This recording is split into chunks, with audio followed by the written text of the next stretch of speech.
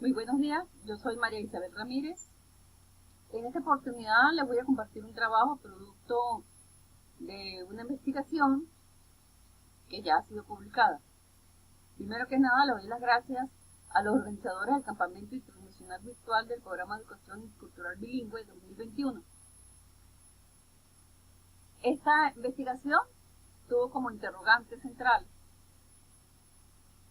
cómo los egresados del Programa de Educación Intercultural Bilingüe perciben la interculturalidad desde lo institucional. Como objetivo fue determinar entonces cómo los egresados lo perciben y si el programa de educación intercultural bilingüe forma parte de una institución de práctica intercultural. La agenda o los apartados de esta investigación son los siguientes: la interculturalidad como un concepto polisémico, la interculturalidad en la educación superior en Venezuela, lo percibido al exterior de las universidades, el clamor de los silentes, la EIB actual entre la retórica populista y la cotidianidad, y la percepción de los egresados sobre el concepto de interculturalidad.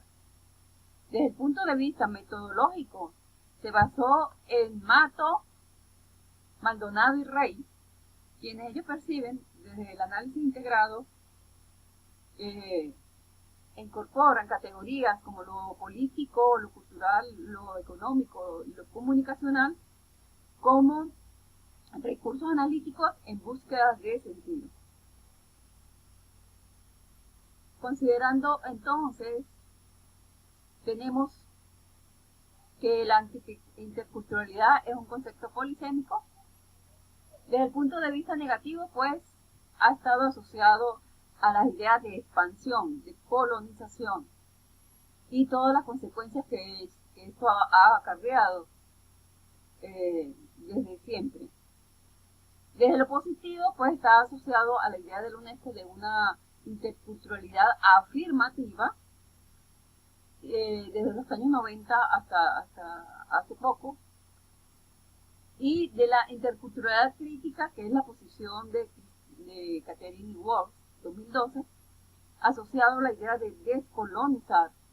Y en esta parte de descolonizar es erradicar de los esquemas mentales esas ideas colonialistas, esas ideas dependientes, esas ideas de control, de sumisión.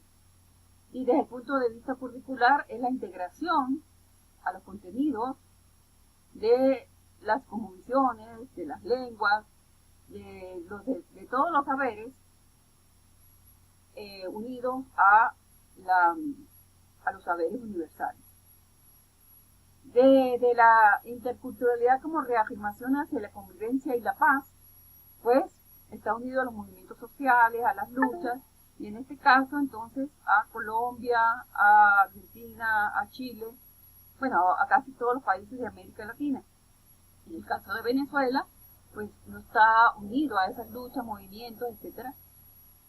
Aquí ha sido la historia compartida, ha sido diferente. La interculturalidad en la educación superior en Venezuela. Pues la interculturalidad en Venezuela, el término, Esteban Emilio Monzóñez y Omar González en el año 1979 empezaron a usar el término interculturalidad, que en esa época y en épocas anteriores, pues se usaba en Europa desde el punto de vista de la geopolítica, especialmente para el trato de migrantes, y Esteban Emilio y Omar González lo trajeron a Venezuela, y desde ese momento se empezó a usar en toda América Latina asociado a la educación. Ellos advertían que la interculturación es un proceso francamente bidireccional y enormemente superior a la aculturación. Eso en el boletín de lingüística en la página 79. Lo percibido al exterior de las universidades y el clamor de los silentes. Los silentes, que actualmente se prefiere el término de pueblos, comunidades y grupos vulnerables. En el 2008-2009 hice un trabajo de investigación cuyos hallazgos condujeron a las evidencias. En Venezuela la EIB es de carácter nominal. Nominal cuando no es ni intercultural ni es bilingüe. Solamente están las intenciones, solamente están los declarativos, pero no ha trascendido a los hechos. Además está sesgado hacia lo indígena, no solamente en Venezuela, sino en América, Iberoamérica en general, e incluso dividida en todas partes del mundo, está sesgado hacia lo indígena.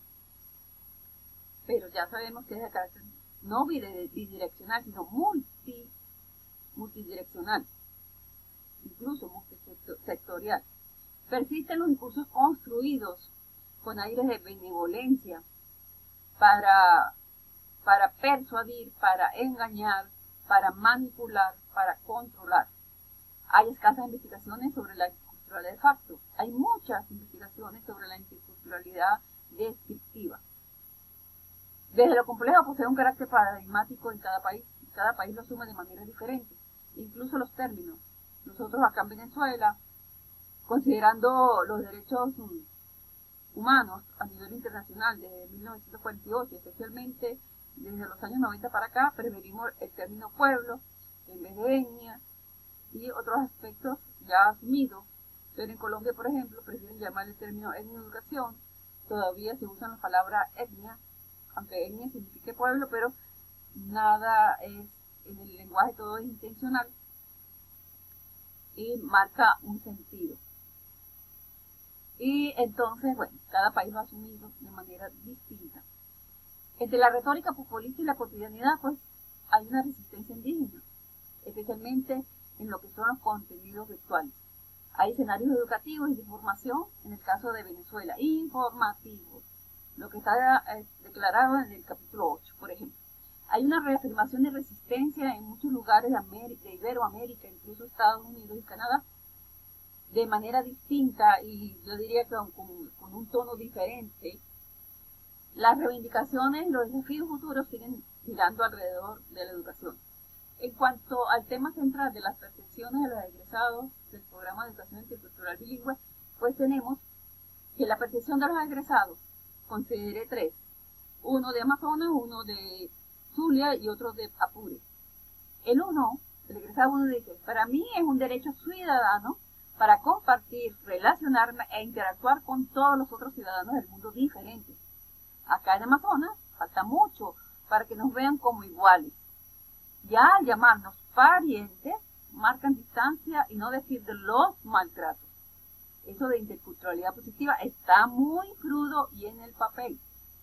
El egresado 2 dice: acá en la UPEL estudiamos, analizamos desde lo teórico, nos faltan investigarnos sobre nosotros mismos y el cómo nos comemos eso.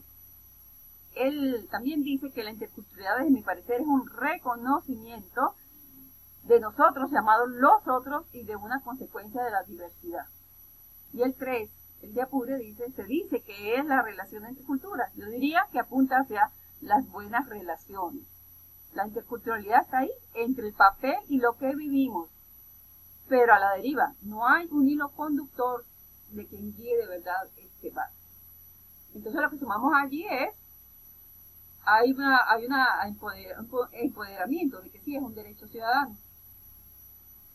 Se perfila que se habla de la interculturalidad desde lo descriptivo, pero que no ha trascendido, y que sí se entiende que es una consecuencia de la diversidad, es un tratamiento de la diversidad, y que es una relación entre culturas, pero hasta allí llega, no hay líderes desde el punto de vista académico, desde el punto de vista social, que guíe de verdad este barco, como lo señala acá el informante.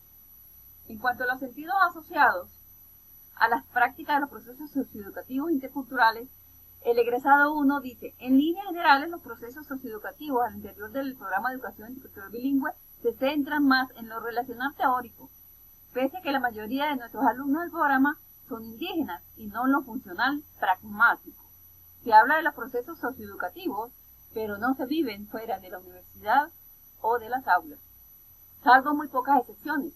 No existe una vinculación institución-comunidades y viceversa.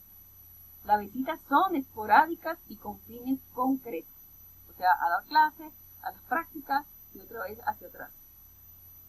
El egresado 2 dice: queda en lo expositivo descriptivo. Falta esa discusión entre saberes interculturales con la presencia de los propios integrantes de las comunidades, aunque, como se señaló, la mayoría de nuestros alumnos son indígenas. El egresado 3. Al vivir la clase desde las comunidades, profe, eso ahora es muy costoso, aunque aprendimos así a visibilizar, a apreciar otras formas de conocimientos, de vivir, de ser e incluso de sentir, lamentablemente ahora no podemos hacerlo.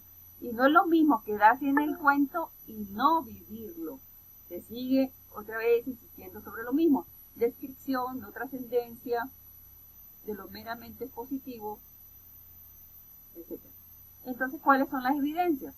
Que no existe presencia, participación e interacción entre comunarios, docentes y alumnos.